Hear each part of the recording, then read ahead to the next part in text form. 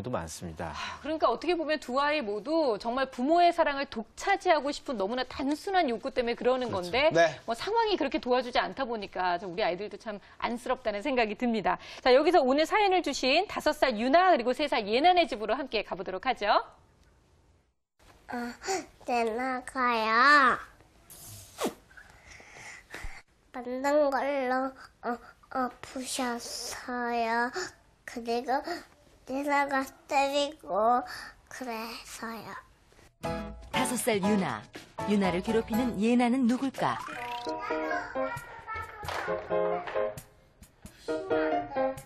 부시지 마. 홍예나! 아이가야. 이 아이가 유나의 동생 3살 예나다. 힘들다고. 예나야, 하지 마.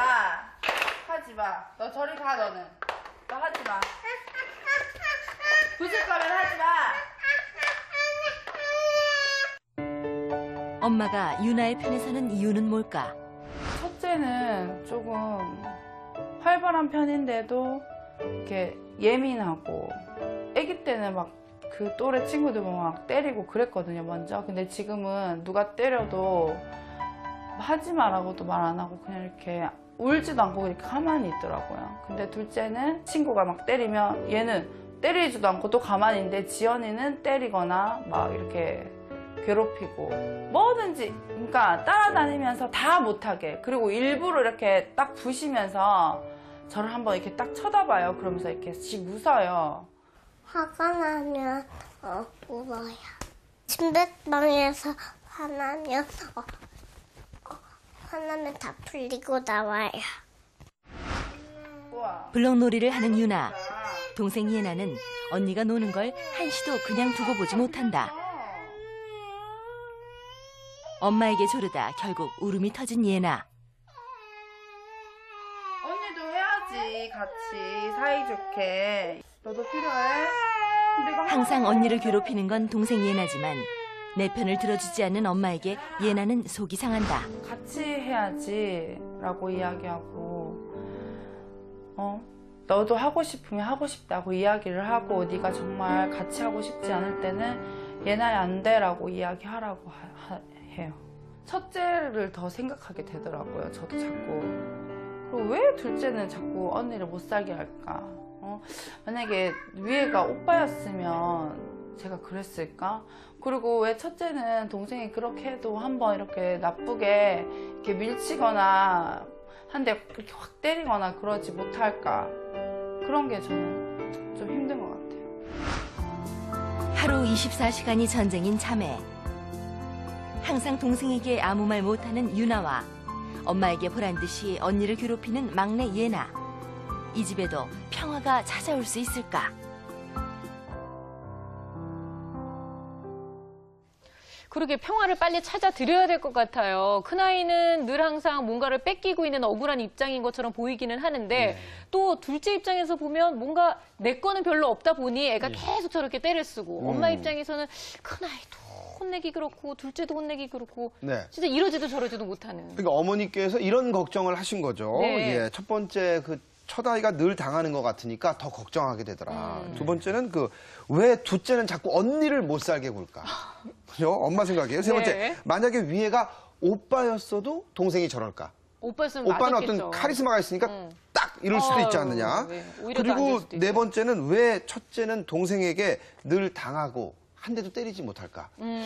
어머니가 약간 첫째 쪽으로 좀 기울어져 있는 것 그러니까 같기도 하고요. 자기 의견을 얘기 못하는 예. 큰애가 너무 불쌍한 거죠. 어머니 그렇죠. 입장에서. 부모님이 지금 이 상황은 저 비디오로만 볼 때는 제가 보기에는 동생 입장으로 반대로 볼 수도 있어요. 동생 입장에서 보자면은 큰아이는 장난감을 가지고 계속 놀고 있는데 네. 동생은 그냥 그걸 보고 있어야 돼요. 자기가 놀 장난감은 없어요. 아. 큰애는 이렇게 뭔가 멋지게 만들고 있는데 동생은 놀 장난감이 없으니까 그걸 지켜보거나 부시고. 방해하거나 이거밖에 할 수가 없어요. 근데 그럼 다른 대안을 주면 좀 저 괜찮아요. 동생한테도 따로 대안을 줘야 됩니다. 근데 여기서 대안을 줘도 문제가 생기는 경우가 있어요. 그렇죠. 왜냐하면 예. 큰애가 갖고 노는 장난감이 훨씬 큰애가 기능이 좋으니까 더 복잡하고 멋져 보이고 자기가 갖고 노는 장난감은 좀 이렇게 간단하고 네. 별로 안 좋아 보일 가능성이 있거든요. 그럼 하지도 못하면서 큰애가 갖고 노는 장난감을 갖고 놀고 싶을 가능성이 많아요. 그래서 많은 부모님들이 선택하는 경우가 에휴 그래 2개 사줘 이렇게 되는 경우가 많거든요. 근데 그거는 그게 꼭 반드시 좋진 필요합니다. 않더라고요. 반드시 아, 그래요? 필요합니다. 동일하게 2개를 사주는 게 좋은데 네. 문제는 둘째는 큰애 장난감을 제대로 못 갖고 논다는 거예요. 그렇죠. 제대로 못 갖고 놀고 그거를 가지고 노는데 자꾸 짜증이 난다는 거고 그다음에 이제 큰애는 그걸 갖고 멋지게 만드니까 얘는 큰애가 멋지게 만드는 게 엄마의 사랑을 받을까 봐 그거를 방해하고 싶은 욕구가 저절로 든다는 거예요. 왜냐하면 이렇게 멋지게 만들면 엄마 좋아하잖아요. 잘 만들었다. 아우, 뭐 예쁘다 예쁘다. 말이죠. 아, 근데 선생님 둘의 발육이 좀 다른데 그렇죠. 똑같이 사준다는 것도 진정한 평등은 아닐 것 같기도 해요. 진정한 평등은 아니에요. 하지만 차라리 그게 왜냐하면 어차피 이제 큰애는 좀 더 복잡하고 좋은 거, 네. 작은 애는 간단하고 좀 별로인 걸 사주면은 얘는 이거 안 갖고 또 놀고 삐지죠. 큰애 예. 쪽으로 가가지고 맞아요. 이제 싸우니까 어쩔 수 없이 갖고 놀는데 그거를 작은 애답게 갖고 노는 거. 작은 애가 갖고 노는 방식에도 부모님이 맞장구를 잘 쳐주셔야 돼요. 네, 이거보다 좀 못해 보이긴 하지만 아이고 잘했네라고 똑같이. 그렇죠. 똑같이 이걸 가지고 무너뜨리는 거 멋지다 이렇게 해줘야 돼요. 그럼 큰애가 만드는 것도 멋지다. 네. 이 2가지를 동시에 반응을 보이면 애들이 좀 덜 하는데 큰애가 멋있게 만드는 것만 부모님이 이제 좋은 반응을 보이다 보니까 작은 애는 요거 하니까 엄마가 쟤를 좋아해? 저거 무너뜨려가지고 자기가 엄마가 쟤 못 좋아하도록 해야 되겠다. 이런 아주 단순한 생각을 가지고 지금 접근을 해요. 근데 큰애는 잘 보면 성향이 이제 순해서 당하는 것 같지만 꼭 그것만은 아니에요. 이 지금 엄마 마음을 이미 샀잖아요. 큰애가. 이게 전략이거든요. 아. 의도적인 전략은 아니지만 자기가 약하고 그냥 무조건 슬퍼하면서 네. 엄마가 자기를 불쌍하게 여기고 엄마가 자기 편이 되도록 아이가 만든 부분이 있어요. 그러니까 큰아이는 얻은 게 분명히 있습니다. 만약에 자기가 거꾸로 이제 그런 큰아이도 있어요. 막 동생을 때리는 큰아이가 있어요. 네. 그럼 결과적으로 어떻게 되겠어요? 엄마가 동생 편으로 가겠죠. 더 많이 얻은 것 같지만 사실은 얻지 못한 이 큰아이가 오히려 더 어떻게 보면 영리하고 현명하게 지금 엄마 마음을 사기 위해서 이런 행동을 보일 수 있다. 그래서 엄마가 큰아이는 참 순하고 안 됐다라고 생각할 일은 아닙니다. 둘째의 마음에는 또 동일하게 괴롭고 힘든 마음이 있다는 걸 알고 이것을 어떻게 둘 다의 마음을 적당한 수준에서 만족을 시킬까. 100% 만족은 없어요. 네네. 이 형제 간 다툼에서 중요한 거는 부모가 두 형제 다 완전히 만족시킬 수 없다는 거예요. 그리고 그거는 받아들이셔야 돼요. 이건 어차피 삼각관계고 이 삼각관계는 잘해봐야 삼각관계예요. 하지만 줄 수 있는 걸 적당히 주면서 싸움을 더 격하게 만들지 않는 거. 네. 근데 한쪽으로 기운 순간 싸움이 점점 심해집니다. 어머님 지금 이미 큰애를 붙으니까 큰애는 계속 불쌍하고 그렇죠. 또 불쌍하고 자기 표현을 못하는 게 안쓰러우니까 자기 표현을 해 이렇게 시작했어요. 차라리 때려 뭐 때려. 이제 이런 거죠. 그럼 어머니 때문에. 때리면 과연 일이 끝나는지 절대로 아니죠. 일이 끝나지가 않거든요. 이러지 않고